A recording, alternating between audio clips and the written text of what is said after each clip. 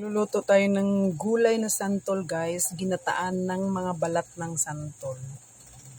Ayan yung ating luya, yung ating sahig, sahig.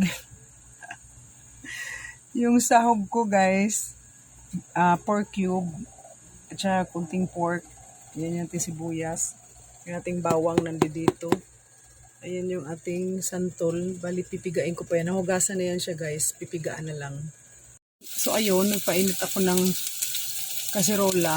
Ginisa ko na una yung luya at saka yung bawang. Ay, sibuyas. Isusunod natin yung bawang.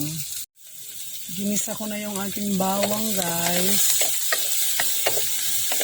Bali, isusunod natin later yung ating sahog.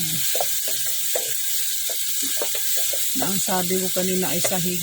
Pambira. Ayan po. Ito po yung isusunod natin pag naluto na yung bawang.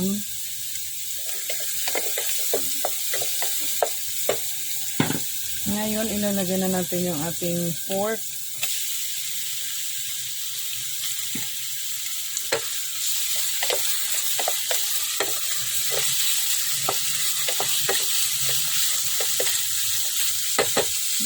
Gigisahin lang natin yan hanggang sa maluto guys.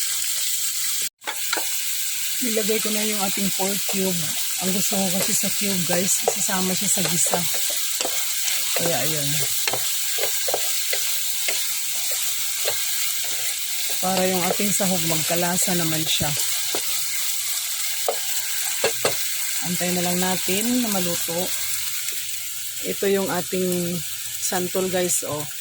Bali inugasan ko na siya tapos piniga ko na siya. Since kunti lang siya, balak ko yung maliit lang na kokomama, gata ang ilalagay ko. Ilagay ko na yung ating santol guys. Ngayon, isama natin siya dun sa paggisa.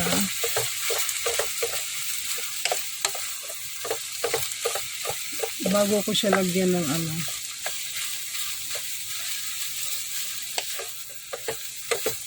ng gata.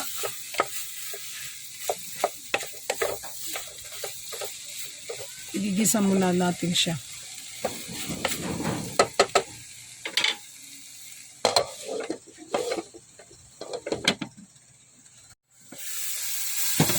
Lalagay na natin yung ating gata.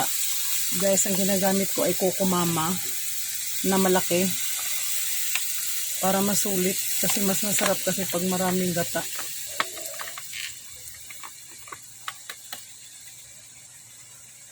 Ngayon, meron na siyang gata. Bali, pahinaan ko lang yung apoy para maluto yung ating hanggang sa mag-oily siya. Pero, kailangan lagyan ko muna siya ng timpla. Nilagyan ko na siya ng guys. Ang tinimpla ko dito ay cube. Bali, 4 cube since cube yung ating sahog. Patis. Tikman natin.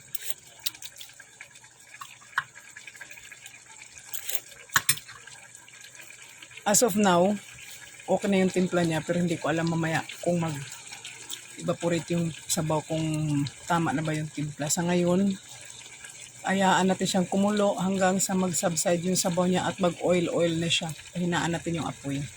Luto na ang ating ginataang santol guys. Ready to serve.